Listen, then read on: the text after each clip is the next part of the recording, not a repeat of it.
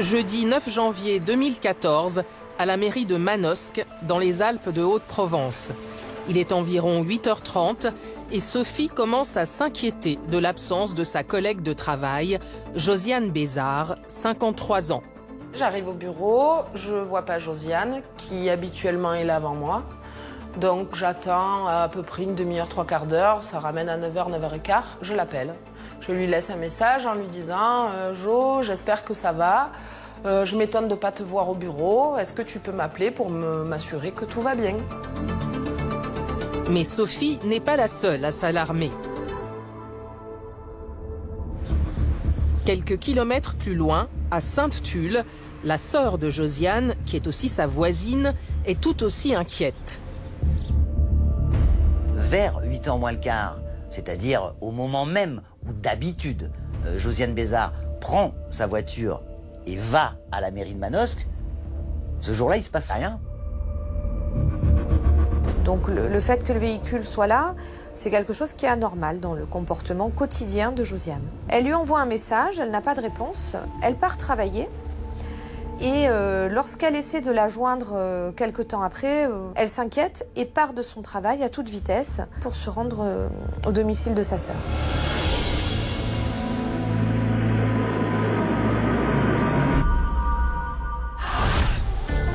En arrivant devant la maison de Josiane vers 11h30, sa sœur a une première surprise. Lorsqu'elle arrive sur le terrain de Josiane, elle découvre que Philippe est présent. Et cet homme, c'est le mari de Josiane. Ce qui est surprenant, c'est que Philippe et Josiane Bézard sont séparés et que depuis 4 jours, le mari n'habite plus ici. Il s'est installé à Pierrevert, à 6 km de là. Elle ne comprend pas, sur le coup, qu'est-ce que fait Philippe ici, jusqu'à ce qu'elle lui demande « Mais pourquoi es-tu présent ?» Philippe lui dit « Je suis venu chercher du bois, j'ai froid dans ma maison de Pierrevert. » Sylvie lui dit qu'elle est inquiète parce que Josiane ne donne pas de nouvelles et qu'elle ne sait pas où elle se trouve. À ce moment-là, avec Sylvie, ils font le tour de la maison et on ne retrouve aucune trace de Josiane. Josiane Bézard semble s'être volatilisée. C'est alors que sa sœur fait une découverte inquiétante devant la porte d'entrée de la maison. Elle trouve un collier au sol avec les liens brisés, qu'elle connaît comme étant celui de sa sœur, qui lui a été offert il y a peu de temps. Et là, elle imagine le pire.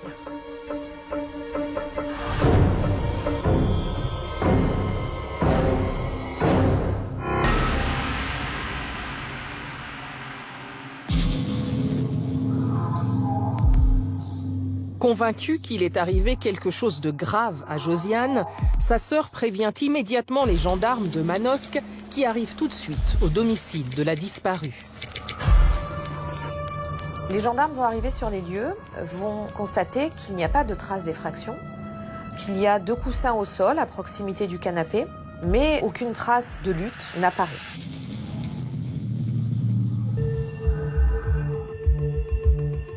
C'est l'adjudant Duval qui dirigeait cette enquête à l'époque. Mais il est aujourd'hui affecté à un service sensible et doit donc préserver son anonymat. Il se souvient qu'au début de cette affaire, tous les scénarios étaient envisagés. La disparition volontaire de la personne, elle a voulu quitter son domicile. Le crime du rôdeur, enlèvement, séquestration. Et éventuellement l'assassinat commis dans le cercle familial ou professionnel. Mais très vite, plusieurs indices concordent pour écarter la piste du départ volontaire. On va trouver posée sur le canapé la doudoune de Josiane Bézard, avec les manches retroussées vers l'arrière, comme si elle avait été arrachée de la personne, donc dans une posture qui est peu naturelle pour un vêtement qui est déposé sur un canapé. Plus inquiétant encore, les gendarmes découvrent que toutes les affaires personnelles de Josiane sont restées à l'intérieur, et notamment sac, donc ses papiers d'identité, ses moyens de paiement. Et également son téléphone portable. Si elle était partie volontairement en plein mois de janvier, elle aurait pris sa veste. Son sac à main avait ses papiers, de l'argent. Elle était équilibrée, hein, Josiane. Hein, c'était pas quelqu'un qui, sur un coup de tête, aurait tout planté en partant à pied. Enfin voilà, c'est pas son genre. D'autant que Josiane Bézard est mère de 2 enfants. Élodie, 27 ans, et Guillaume, 21 ans. Et jamais cette mère très présente ne les aurait laissés sans nouvelles. Les enfants sont inquiets puisqu'elle ne serait jamais partie de cette manière en laissant ses enfants, puisqu'elle y était manifestement particulièrement attachée. Qui plus est, le collier cassé de Josiane, découvert un peu plus tôt par sa sœur devant la porte d'entrée, laisse envisager le pire. Pourquoi Josiane Bézard aurait-elle laissé ce collier sur son gazon? Ça n'a pas de sens, à moins que quelqu'un ait enlevé volontairement le collier à Josiane Bézard, ce qui veut dire une certaine violence, c'est-à-dire qu'on pourrait presque imaginer qu'il y ait en quelque sorte un tueur en série qui passe et qui kidnappe, qui enlève Josiane sur le seuil de sa porte. L'hypothèse devient l'agression volontaire, la blessure, la séquestration, voire l'assassinat de Josiane Bézard. Face à tous ces indices pour le moins troublants, une enquête pour disparition inquiétante est aussitôt ouverte. Et les choses vont aller extrêmement vite, puisque le profil de Josiane n'est pas un profil ni dépressif, ni complètement fantaisiste, ce qui conduit les gendarmes à entrer immédiatement en action et à être relayés par la section de recherche de Marseille.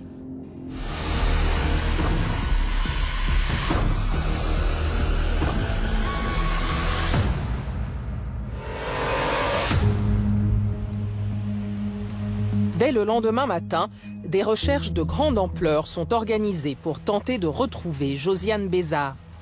La forêt va être sondée par hélicoptère, des battues vont être faites avec des bénévoles, des chiens vont être utilisés pour rechercher Josiane sur la base de ses effets personnels. On va utiliser des brigades nautiques pour faire des recherches dans le canal EDF qui jouxte la commune de Sainte-Tulle. On va même aller utiliser une équipe de spéléologues afin de sonder des puits. Et malheureusement, encore une fois, toutes ces recherches resteront vaines. On n'a aucune trace de Josiane Bézard. En parallèle, les gendarmes procèdent à une enquête de voisinage. La plupart des voisins n'ont rien entendu, rien vu. Mais par contre, il y a un témoin qui est intéressant, c'est un élagueur. Et cet homme qui travaillait sur un arbre, surplombant la propriété des époux Bézard, indique qu'entre 10h15 et 10h20, il a aperçu un véhicule ancien, dit-il, de couleur blanche, qui est descendu très doucement, sans faire de bruit, et qui a stationné devant la porte d'entrée de la propriété. Ce témoignage retient toute l'attention des enquêteurs. Pour retrouver la trace de ce mystérieux véhicule, ils cherchent si des caméras de surveillance sont installées dans ce secteur.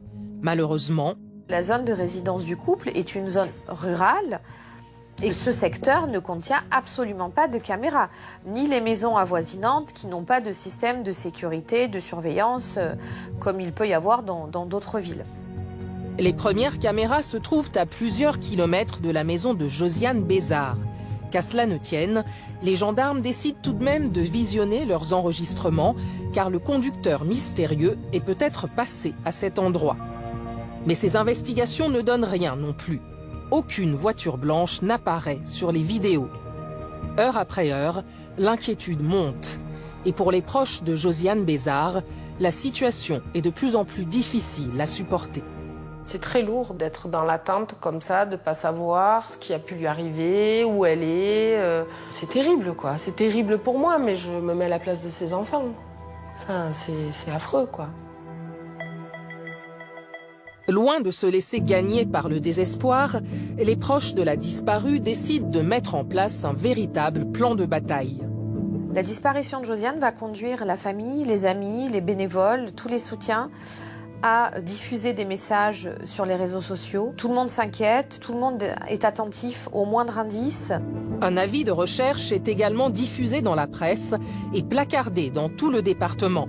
On a la photo de Josiane Bézard, qui est une dame de 53 ans avec des cheveux mi-longs. Ce jour-là, elle portait une robe noire, des bottes noires, elle pèse 60 kg et mesure 1,69 m, donc on a une image assez précise pour les témoins qui auraient pu voir cette mère de famille.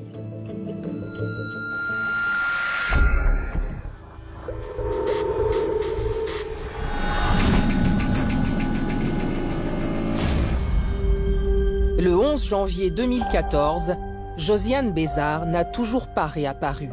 Cela fait 72 heures qu'elle a disparu.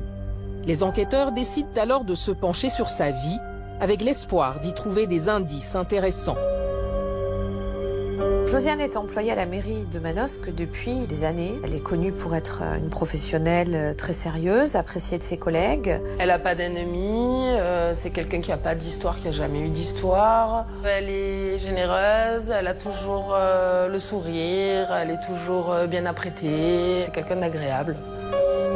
Très rapidement, les investigations révèlent pourtant que derrière ce sourire se cache en fait une réalité beaucoup plus sombre.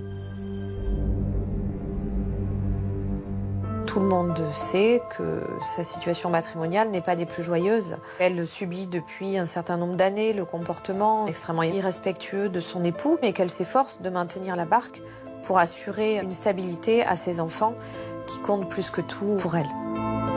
Toutefois, ses proches expliquent aux enquêteurs qu'après 26 ans de mariage, Josiane Bézard semblait prête à démarrer une nouvelle vie loin de son mari. Josiane a carrément indiqué qu'elle en avait marre de vivre avec Philippe, qu'elle s'ennuyait. Donc elle lui annonce durant l'été qui précède la disparition qu'elle souhaite divorcer, que ça n'est plus possible. C'était déjà un gros projet pour elle. C'était sa délivrance, quoi. Le mari de Josiane, Philippe, a quitté le domicile conjugal 4 jours avant la disparition de sa femme. Interrogé par les gendarmes, il explique d'ailleurs qu'il n'a pas revu sa femme depuis ce moment-là. Les enquêteurs tentent alors de reconstituer l'emploi du temps de Josiane le matin de sa disparition. Et c'est son fils qui semble être le dernier à l'avoir vue. Lui suit des études d'histoire à la faculté d'Aix-en-Provence. Il est en pleine période de partiel, donc sa mère va le descendre à 6 h du matin à la gare de Manosque. Là, il prendra un bus pour rejoindre la fac et aller passer ses partiels. Le jeune homme est entendu, mais il assure n'avoir rien constaté d'anormal ce matin-là. Elle est plutôt en bonne forme, ça va bien, et son fils dira « Maman était enjouée, maman n'avait pas de problème, bref, no stress ». Le fils de Josiane ajoute que comme tous les matins, elle devait repasser chez elle pour se changer avant de repartir à son travail aux alentours de 8 h. Comme le prouve sa voiture retrouvée garée devant la maison, Josiane est bien revenue chez elle après avoir déposé son fils à la gare. Mais elle n'est jamais arrivée à son travail.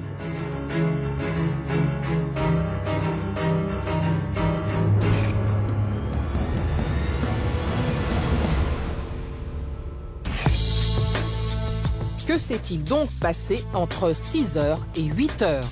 En espérant récolter des indices susceptibles de les éclairer, les gendarmes décident de perquisitionner à nouveau le domicile de Josiane Bézard. Donc le protocole de recherche va être complètement différent, ça va être beaucoup plus affiné. On va fouiller tous les courriers, on va commencer à saisir les ordinateurs, etc. Et on trouve une lettre de quelqu'un qui déclare complètement sa flamme à Josiane Bézard. Cette lettre, elle commence par « Ma princesse » et elle finit par « Je t'aime ». Et évidemment, la première réflexion que se font les enquêteurs, c'est de se dire « Est-ce que cette lettre émane du mari de Josiane ?» Mais cette piste est rapidement éliminée. Cette lettre, elle a l'air récente. On a l'impression d'un nouvel amour qui est en train de naître, avec un vocabulaire tout à fait particulier et qui ne se rapproche pas de Philippe Bézard. D'autant que cette lettre d'amour est signée par un certain François. Josiane, mère de famille plutôt tranquille, avait vraisemblablement un courtisan qui lui écrivait des mots tendres. Et ça n'est pas neutre dans le cadre d'une disparition. Pour les gendarmes, l'urgence est maintenant de découvrir qui est ce mystérieux courtisan.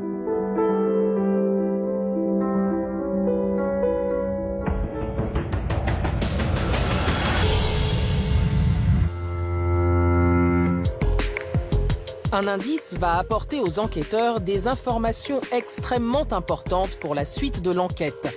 Le téléphone portable de la disparue, retrouvé chez elle lors des premières constatations.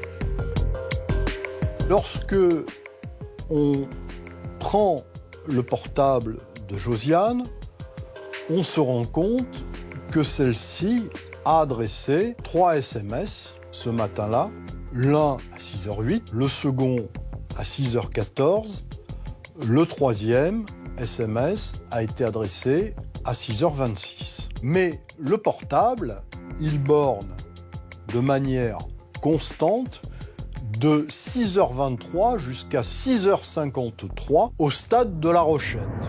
Soit à 2 km de chez elle, mais bien loin de l'itinéraire entre la gare et son domicile. Reste à savoir ce que Josiane Bézard a fait à cet endroit pendant une demi-heure. Ensuite, elle retourne à son domicile où son téléphone borne à 7h20. Et à compter de là, on n'a absolument plus aucun élément sur des mouvements de Josiane Bézard. En épluchant ses SMS, les gendarmes découvrent que ce matin-là, Josiane Bézard avait en fait donné rendez-vous à quelqu'un au stade de La Rochette. Premier message à 6h14, Josiane indique « Il y a trop de monde, je me rends au stade de La Rochette ». 6h26, elle explique qu'elle est au stade et elle demande de la rejoindre. Face à ces éléments, les enquêteurs s'interrogent. Est-ce que le matin de sa disparition, Josiane est allée retrouver le mystérieux François? Ils appellent alors le numéro du destinataire des SMS, mais pas de réponse. C'est alors qu'en interrogeant à nouveau les proches de la disparue, ils obtiennent de précieux renseignements sur le prétendant inconnu. On se rend compte très rapidement qu'il y avait une relation tout à fait particulière entre un garagiste ami à l'origine de Philippe Bezard et Josiane Bézard. Il faut bien en avoir conscience, c'est qu'on parle là des dernières heures avant la disparition de Josiane Bézard. C'est-à-dire que cette dernière personne qui a vu Josiane Bézard avant sa disparition, c'est ce garagiste, que l'on considère comme son amant. Naturellement, c'est censé en faire un suspect.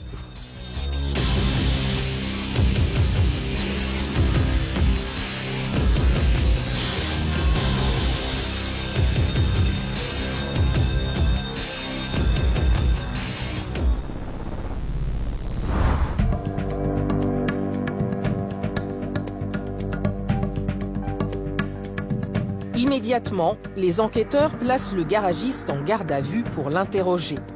L'homme, âgé de 58 ans, reconnaît tout de suite avoir vu Josiane Bézard le matin de sa disparition. Après avoir reçu son SMS, il n'a pas pu la rejoindre au stade et lui a donc proposé de passer à son garage situé juste à côté.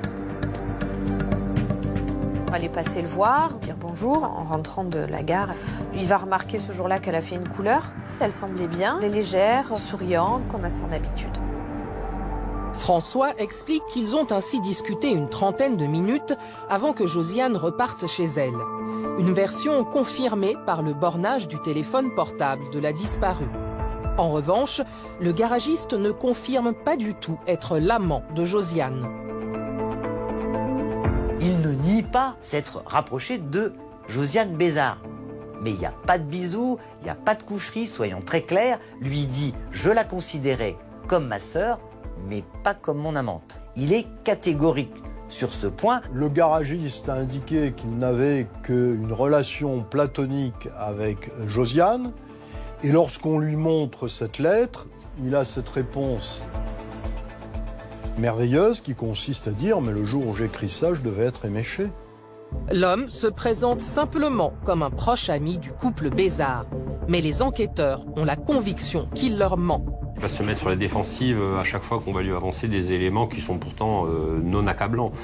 Du fait de la relation avec Josiane, du fait de ses échanges téléphoniques, il niera l'évidence. Alors que dans le même temps, d'autres témoins disent que cet homme, ce garagiste, était en quelque sorte fou amoureux de Josiane. Ça reste quand même un grand point d'interrogation. Effectivement, tous les proches de Josiane Bézard affirment qu'elle et François se fréquentaient depuis près d'1 an, à commencer par Sophie, sa collègue de bureau. Ce garagiste, j'en ai entendu parler, je dirais, 6-8 mois avant, peut-être, avant l'été 2013. Josiane me dit, elle s'était rapprochée de lui parce qu'il était très attentionné, et puis qu'elle aimait bien se confier à lui, parce que comme il connaissait Philippe, il savait bien la conseiller sur les comportements que Philippe pouvait avoir ou pas face à telle ou telle situation. Les témoignages sont unanimes. Josiane Bézard voit en François le confident qu'elle n'a jamais eu. Il est celui qui peut l'aider à surmonter son divorce pour entamer une nouvelle vie. On voit qu'elle a des sentiments pour cette personne. Et lui aussi, quand il la regarde, elle est tout pour lui. Il l'adorait, quoi. Et Josiane, elle était heureuse avec lui. En poursuivant leurs investigations, les enquêteurs découvrent que le couple se voyait régulièrement, et ce, le jour comme la nuit. Alors pourquoi François s'obstine-t-il à nier cette relation ? On sait qu'ils passeront une nuit à l'hôtel dans la nuit du samedi à dimanche précédant la disparition de Josiane Bézard. Et ce qui révèle que la relation de Josiane et du garagiste allait au-delà, finalement, du platonique. Et là aussi, les réponses sont incohérentes. Le garagiste de dire non, il ne s'est rien passé. J'ai jamais eu de rapport avec Josiane. C'est quand même curieux, un tel comportement.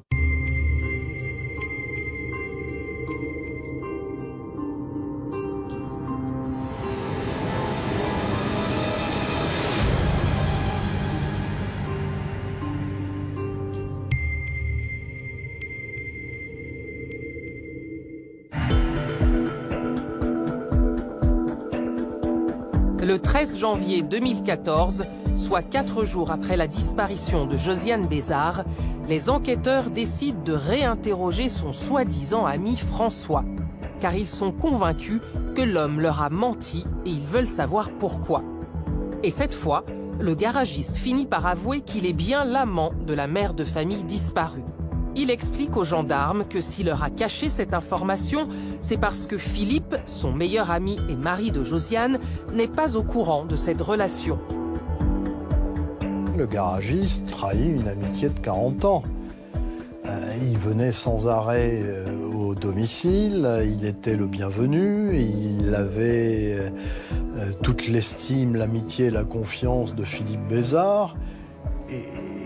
Et finalement, alors que le couple va mal, c'est lui qui s'interpose, qui, sous couvert de prodiguer de bons conseils, va déclarer sa flamme. Tout ceci n'est quand même pas très glorieux et on peut penser que ça le gênait quelque part d'avouer cette situation à son ami.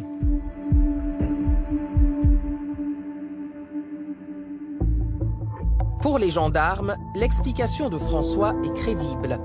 D'autant que, vérification faite, l'homme a un alibi. Le matin de la disparition de Josiane, le garagiste va ouvrir son garage comme tous les matins, sortir les véhicules, les mettre sur un parking.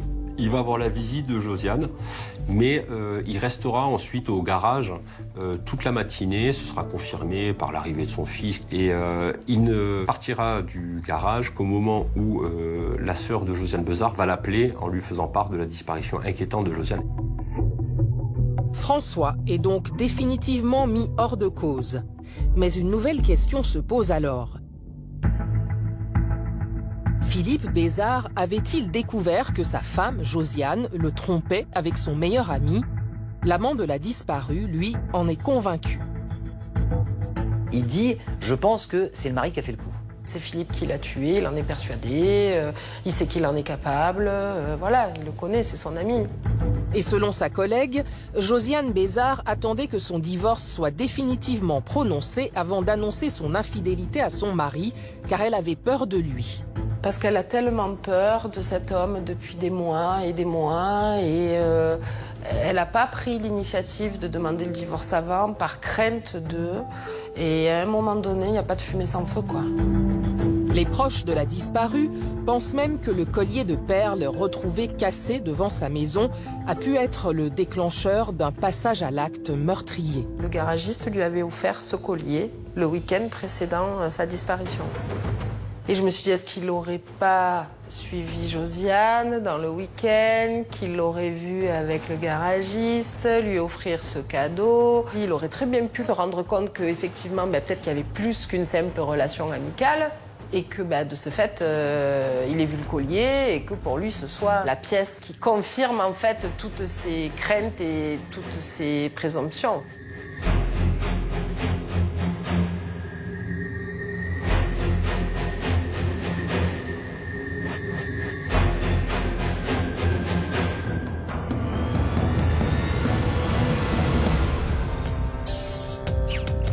Les gendarmes, eux aussi, sont de plus en plus suspicieux à l'égard du mari de la disparue.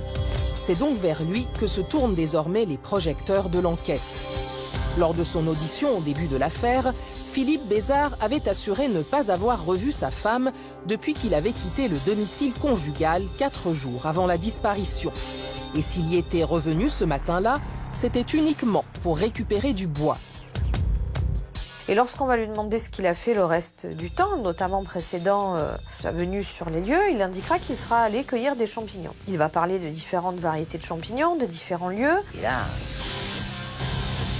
le gendarme, il le regarde et il dit des champignons, des cèpes et des girolles au mois de janvier, en plein hiver. Mais c'est pas possible. La période de la cueillette, c'est au printemps ou en automne. Philippe Bézard apparaît déstabilisé par cette contradiction. Mais il se reprend très vite et avec un aplomb déconcertant, il livre aux enquêteurs une nouvelle version.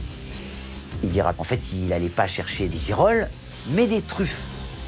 Et puis après, il aura cette réplique splendide en disant « Écoutez, le mieux, vous savez quoi? C'est que vous n'avez qu'à demander aux champignons. » Les gendarmes sont très surpris par cette attitude, mais ce qu'ils remarquent avant tout, c'est que Philippe Bézard ne semble pas du tout s'inquiéter de la disparition de sa femme.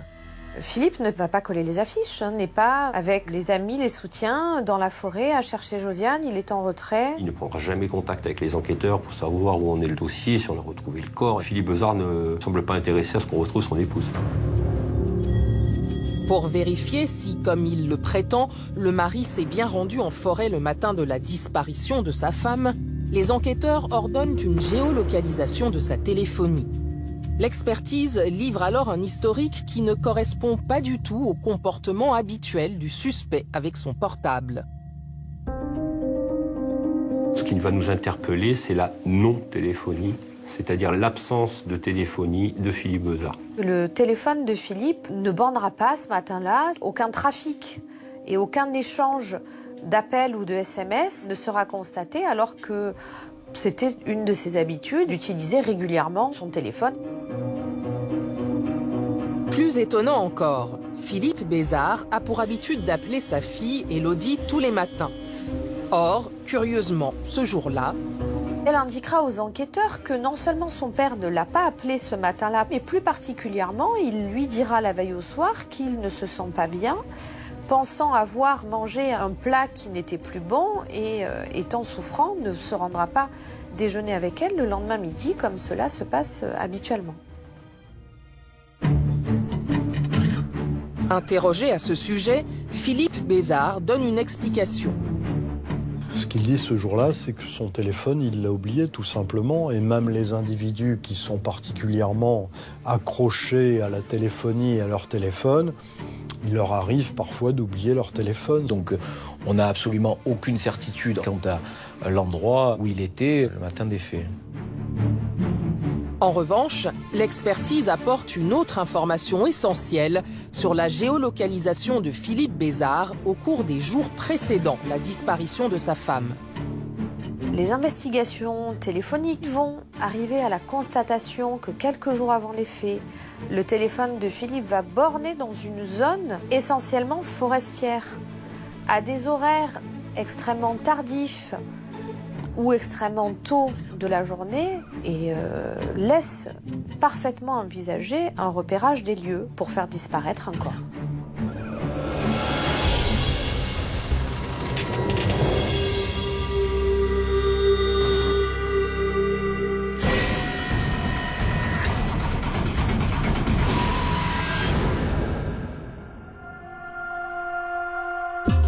Les gendarmes sont de plus en plus soupçonneux à l'égard de Philippe Bézard, mais l'homme clame son innocence. De leur côté, les proches de Josiane restent persuadés que le mari trompé a bien fait disparaître sa femme.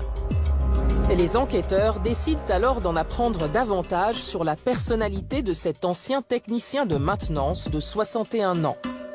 Philippe Besard nous est présenté comme un personnage assez rustre, comme quelqu'un qui est souvent en conflit avec la hiérarchie, qui est souvent en conflit avec ses collègues de travail, qui est parfois menaçant, voire violent. Ce comportement a même poussé ses employeurs à le placer en pré-retraite, une décision qui n'a fait qu'envenimer des relations conjugales déjà peu chaleureuses. Dans le cadre des difficultés du couple, il a une part de responsabilité incontestable. Il ne s'est pas investi comme il le devait, et tout ceci, finalement, a atteint son paroxysme à l'époque où il s'est retrouvé à la retraite. C'est quelqu'un d'extrêmement fermé, méfiant. La tendresse, la douceur, la bienveillance peuvent pas être utilisés comme adjectifs pour le décrire. Son comportement reste dans la froideur. C'est un mari extrêmement distant de son épouse. Il l'a dénigré, il l'a rabaissé, il était vraiment méchant, quoi. Et Philippe Besard ne semble pas manifester plus d'égard envers ses deux enfants. L'enfance d'Élodie et de Guillaume est marquée par beaucoup de violences verbales. Il est capable, d'après ses enfants, de passer d'une attitude tout à fait calme à des colères monstrueuses. C'est un père peu présent, qui a peut-être été très maladroit. Il avait peut-être des accès de colère, c'est vrai. Mais au-delà de cette maladresse, il y a toujours eu chez lui un sentiment d'amour pour ses enfants.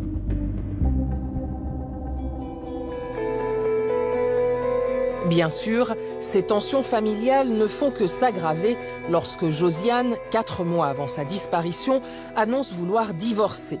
Une décision particulièrement mal vécue par son mari. Philippe a perdu sa mère lorsqu'il était jeune. Ça a été un événement très traumatisant qui l'a beaucoup marqué. Et la séparation, c'est quelque chose pour lui qui est inenvisageable, tellement la souffrance est importante. On ne peut pas le laisser, c'est pas quelque chose qui est concevable.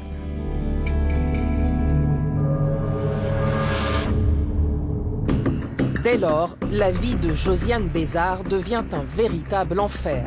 Lorsque Philippe apprend que Josiane veut divorcer, il l'empêche de dormir, il l'appelle, il est insistant. Ça va des insultes à des gestes, des menaces. Ça fait partie d'une sorte de torture mentale. Et donc, Philippe Besard est un homme qui, au bout de 20 ans de vie commune, torture quotidiennement sa femme. Si tous les proches du couple voient dans ce comportement une forme de harcèlement très violent, Philippe Besard, lui, s'en défend. Il affirme vouloir seulement reconquérir sa femme. C'est quelqu'un qui s'est littéralement effondré psychologiquement. Et cet homme était complètement déstabilisé. Et pour tenter de la reconquérir, il a fait tout et n'importe quoi. On se rend compte que c'était un homme en souffrance. Malheureusement, les brutalités s'intensifient au fil des mois. C'est ainsi que le 16 décembre 2013, soit 3 semaines seulement avant la disparition de sa femme, Philippe Besard incendie la voiture du couple pendant une énième crise de violence. Il va aller à l'aide d'un bidon, de manière extrêmement méticuleuse, mettre le feu à ce véhicule. Il la prive de tout moyen de déplacement et la piège. C'est un acte extrêmement violent qui représente quelque chose d'extrêmement fort. Cette fois-ci, Josiane Besard décide de porter plainte auprès de la police. Malheureusement, ils répondent qu'ils ne peuvent rien faire pour elle, qu'il n'y a pas de preuves matérielles de mauvais traitement. Donc elle n'a pas de coups, elle n'est pas frappée. Il a mis le feu à la voiture, il va être puni pour ça. Mais après, pour tout ce qu'elle subit à côté, elle a une angoisse permanente. Elle sent qu'il est un danger pour elle, pour les enfants, pour lui-même. Et elle décide de solliciter son hospitalisation dans un secteur psychiatrique. Philippe Besard est ainsi interné d'office au service hospitalier psychiatrique de Digne-les-Bains. Mais à son retour, 2 semaines plus tard, le cauchemar de Josiane recommence, 4 jours seulement avant sa disparition.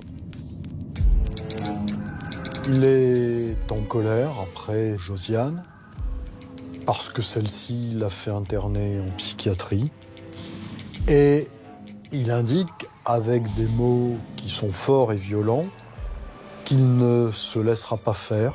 Il laissera un message à son fils Guillaume en disant « Ta mère, elle va morfler », des menaces de mort à l'encontre de Josiane, qu'il faut évidemment prendre au sérieux. Dans une ultime crise furieuse de jalousie, Philippe Bézard a-t-il commis l'irréparable? D'autant qu'un mobile semble apparaître.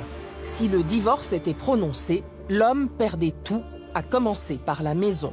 Philippe était menaçant à lui dire « mais tu peux partir, la maison tu l'auras pas, quoi. La maison c'est moi qui l'ai construite ». C'était vraiment le sujet qui pouvait faire tout basculer, quoi. La perte de la maison de Sainte-Tulle a engendré que Philippe allait baisser dans un confort de vie, et la maison de Pierrevert étant beaucoup plus petite, beaucoup moins adaptée, il n'aura plus de jardin, il n'aura plus tout ce confort habituel dans lequel il est installé depuis plusieurs années. Donc il pourrait effectivement y avoir un double mobile. Je tue ma femme parce qu'elle a une liaison avec un amant, et dans le même temps, je récupère la maison. Les enquêteurs sont désormais certains d'être sur la bonne piste. En revanche, ils n'ont quasiment plus aucun espoir de retrouver Josiane Bézard vivante.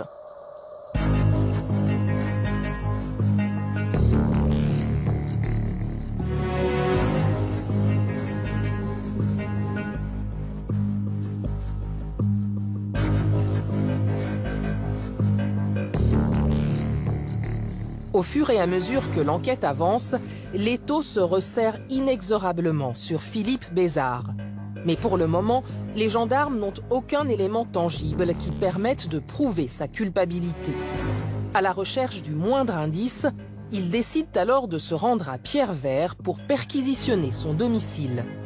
Nous appliquons un protocole classique et on va saisir les vêtements de Philippe Bézard afin de préserver les ADN qui pourraient être portés dessus.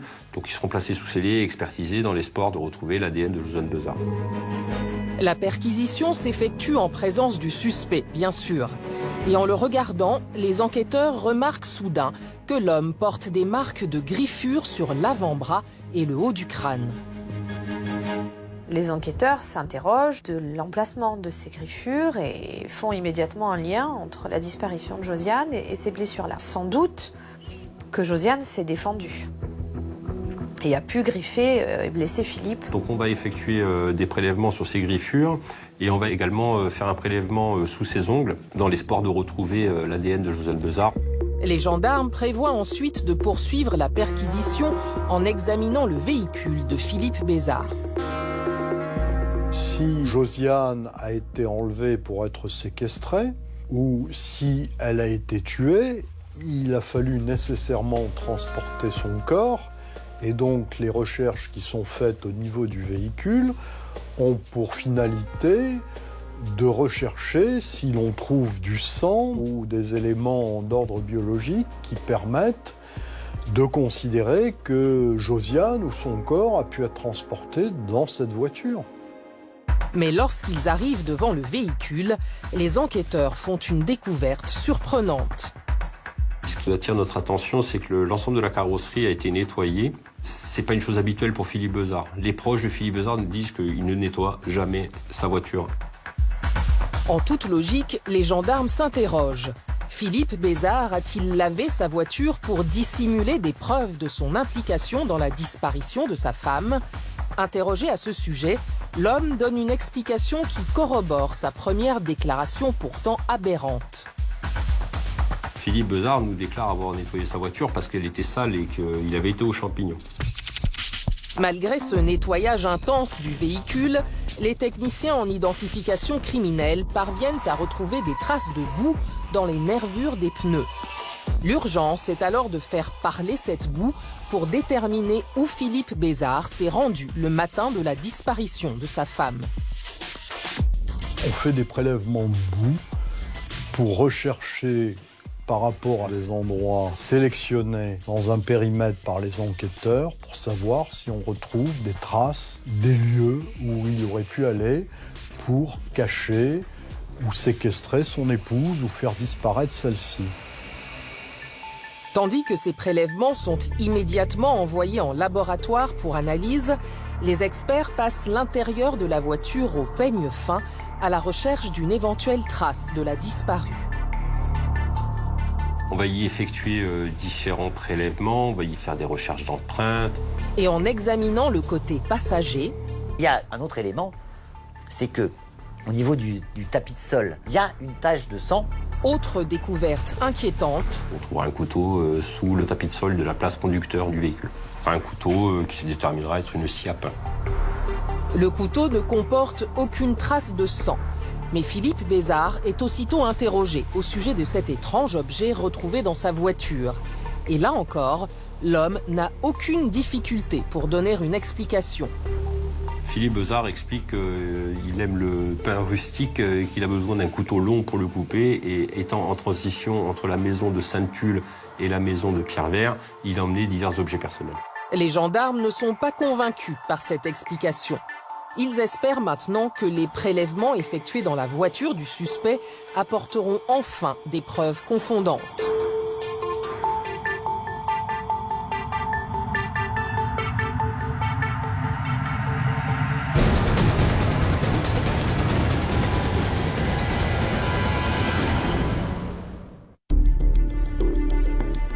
Alors que la perquisition se termine au domicile de Philippe Bézard, le mari de la disparue, la sœur de celle-ci, Sylvie, se présente à la section de recherche de Marseille pour apporter une information. C'est un détail qu'elle avait jusque-là oublié et qui lui est soudain revenu. Sylvie va indiquer que le jour des faits, aux alentours de 7h20, elle fait son café dans la cuisine qui donne directement sur la parcelle qui appartient à Josiane. Et elle entend le bruit caractéristique du véhicule de Philippe. On lui pose la question immédiatement, mais pourquoi vous dites la voiture de Philippe Bézard? Elle nous indique que le pot d'échappement de cette voiture est abîmé, que le bruit est tout à fait caractéristique. Effectivement, bien qu'il fasse encore nuit, ce 9 janvier à 7h20, Sylvie reconnaît immédiatement le bruit du moteur de la voiture de Philippe Bézard. Et 20 minutes plus tard, à 7h43 exactement, elle aperçoit depuis sa fenêtre la silhouette de la voiture qui s'en va dans le noir. Elle le voit repartir et elle va envoyer un message à sa sœur. Elle a bien reconnu la configuration, l'esthétique des phares repartir du terrain de Josiane.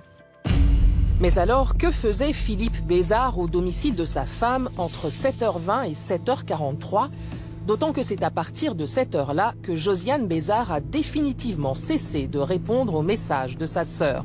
Ce témoignage est capital parce qu'il implique que Philippe est la dernière personne à avoir vu Josiane avant sa disparition. Les enquêteurs ont désormais la conviction que Josiane Bézard a été tuée chez elle aux alentours de 7h30. Mais alors pourquoi son mari, si c'est bien lui le meurtrier, est-il revenu sur place à 11h30 ? On peut imaginer qu'il soit revenu chez sa femme pour arranger un certain nombre de choses ou faire croire à une autre piste. Parce que, entre nous, cette histoire de « je viens chercher du bois », pas terrible comme explication. Dès lors, un scénario criminel commence à apparaître. Ce matin-là, Philippe Bézard piste peut-être sa femme après avoir vu son amant. Josiane repart et c'est sans doute là, peut-on imaginer, que Philippe Bézard intervient. Philippe l'attend puisqu'il fait nuit. Il l'attrape, elle essaie de s'échapper. Elle s'arrache peut-être ce collier pour laisser une trace. On peut envisager qu'il l'ait étranglée quand il a voulu l'attraper.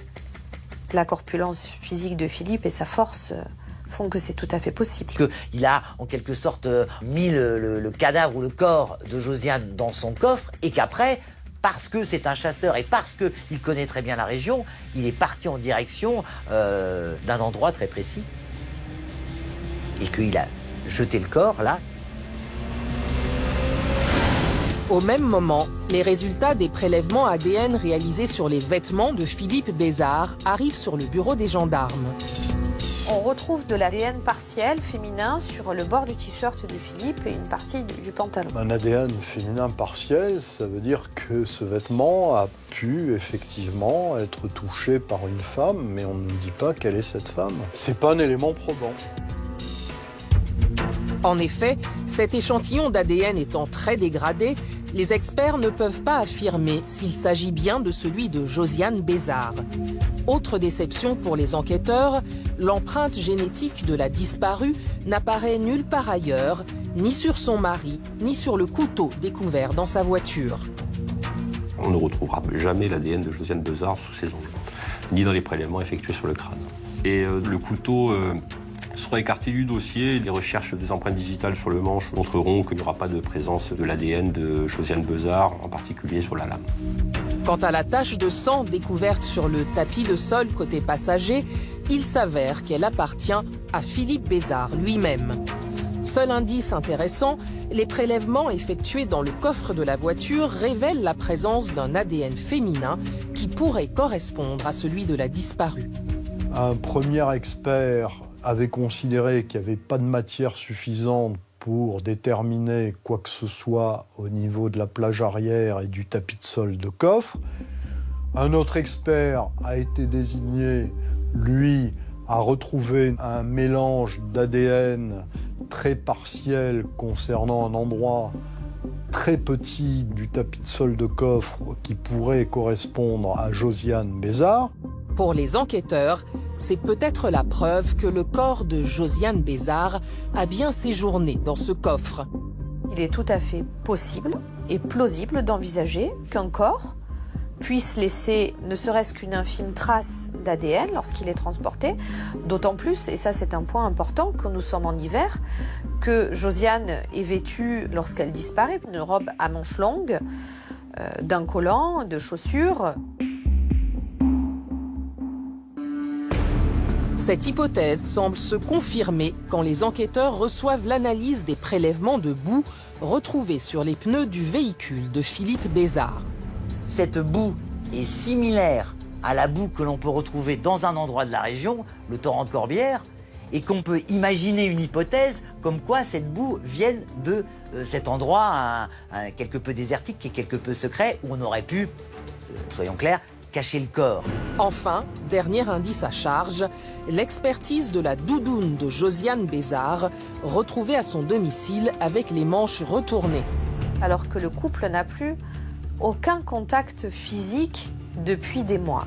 L'ADN de Philippe est retrouvé sur la doudoune de Josiane, sur l'omoplate droit et l'épaule droite, sur les avant-bras, et tous ces éléments me paraissent imparables quant à la responsabilité de Philippe dans la disparition de Josiane. Le 16 janvier 2014, une semaine après la disparition de Josiane Bezard, les gendarmes décident d'interpeller son mari pour le placer en garde à vue. Mais coup de théâtre, ils apprennent que l'homme vient de tenter de mettre fin à ses jours. C'est un suicide par médicament. À la suite de la disparition de sa femme, cet homme est en souffrance et ce qu'il recherche au travers de cette tentative de suicide, c'est aussi lancer un appel au secours pour que tout le monde prenne en considération cette souffrance. Mais pour les enquêteurs, il s'agit plutôt là d'une diversion pour échapper à son arrestation. Philippe sent qu'on arrive vers lui. C'est encore un point, un événement qui lui permet d'échapper aux enquêteurs. Alors forcément, cette situation de suicide apparaît quand même largement commandée, téléphonée, prévue, préparée. Suite à cette tentative de suicide, Philippe Bezard est à nouveau interné en psychiatrie. Et là, alors, son emportement, sa nervosité, son caractère coléreux prend le dessus. C'est des situations qu'il ne supporte manifestement pas. Il y a une réflexion de Philippe Bezard qui est formidable devant un psy. Il tape du poing sur la table et il dit « Ma femme, on la retrouvera jamais ». Qu'est-ce qui permet à Philippe Bezard d'être aussi catégorique, sauf à considérer qu'il est impliqué dans la disparition de sa femme? L'expertise psychiatrique ordonnée par le juge d'instruction achève alors de convaincre les enquêteurs que l'homme est bien impliqué dans la disparition de sa femme. Ce que nous avons pensé à l'issue de nos entretiens, c'est que Philippe Bezard était considéré comme quelqu'un de très égocentrique, de manipulateur. C'est quelqu'un qui a peu de vibrations affectives, peu d'empathie pour, au fond, l'entourage, et qui s'intéresse avant tout à lui-même pour satisfaire en quelque sorte son image, ses besoins. C'est un pervers narcissique, voilà comment on peut peut-être le définir. À l'issue de son hospitalisation, Philippe Bezard est enfin interpellé et placé en garde à vue. Mais indéniablement, le suspect ne semble pas du tout disposé à répondre aux questions des enquêteurs. Philippe Bezard répondra à des questions par des questions. ou nous fournira des réponses qui ne sont pas en rapport avec les questions posées. On lui posera des questions simples. Quelles étaient vos relations avec votre épouse? Je ne sais pas, où est ma femme? Voilà la nature des réponses qui nous seront faites. Tout ça va durer plusieurs heures. À aucun moment, il n'avouera avoir participé de près ou de loin à la disparition de Josiane Besard. Les enquêteurs, eux, restent persuadés que le suspect cherche simplement à nier l'évidence. Et le 19 février 2014, alors que Josiane Besard est introuvable depuis plus d'1 mois, son mari est mis en examen pour assassinat et incarcéré.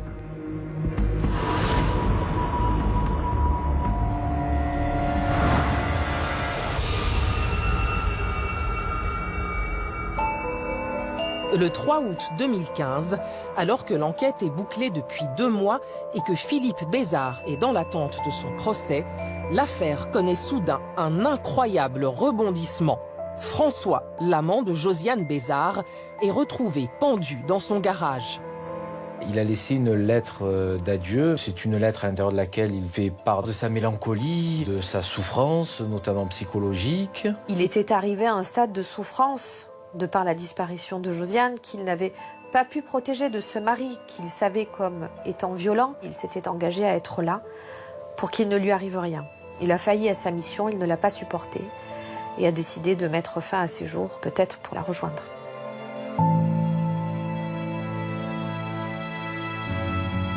Mais pour certains, ce suicide peut être interprété comme un signe de culpabilité.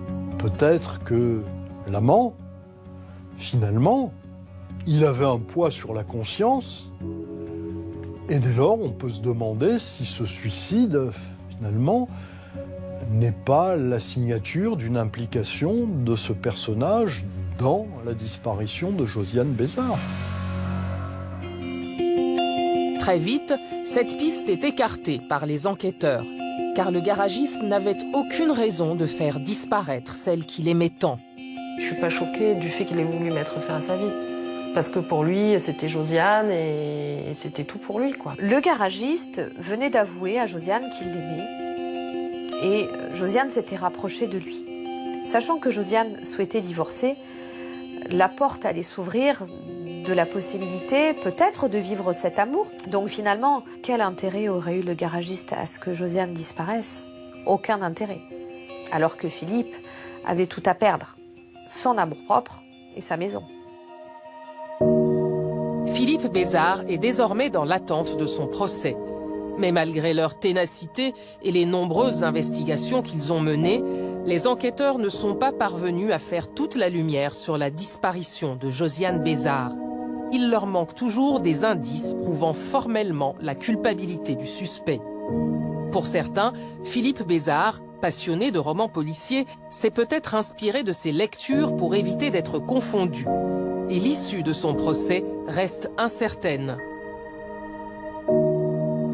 Ce qui est fascinant dans ce dossier, c'est qu'il y a un certain nombre d'éléments qui démontreraient la participation, l'implication de Philippe Besard dans la disparition de sa femme, et ça se retourne comme un gant. On se dit peut-être que cet amateur de romans policiers et d'enquête a peut-être réalisé le crime parfait. On est sûr que l'on retrouvera jamais le corps de sa femme. Parce que il faut jamais oublier, et Philippe Besard le sait, on dit toujours pas de corps, pas d'aveu, pas de preuves, et donc au final un acquittement. Pour les proches de Josiane Besard, sa disparition est d'autant plus difficile à supporter qu'ils n'ont aucun endroit sur lequel se recueillir, nulle part pour pleurer celle qui a été fauchée alors même qu'elle reprenait goût à la vie, loin de son mari. Josiane, avant de disparaître, elle est dans cette période de reconstruction de vie de femme. Elle a 53 ans, elle a le droit peut-être aussi à ce petit bonheur dont on rêve tous. Et malheureusement, cette reconstruction, elle n'arrivera jamais. Le regret, c'est de ne pas avoir retrouvé Josiane. Parce que mes clients ne peuvent pas, aujourd'hui, organiser d'obsèques. Et tant que le corps ne sera pas retrouvé, le deuil ne pourra pas être fait. La famille, les proches, tout le monde attend que Philippe nous dise où elle est. Ce bureau vide que je vois tous les jours me pèse, en fait, parce que elle est plus là et elle reviendra pas. Le soir, quand je rentre chez moi, je m'interroge, je me demande où elle est, où est-ce qu'il a pu la mettre. J'espère qu'elle n'a pas souffert. Tout ce genre de questionnement, quoi.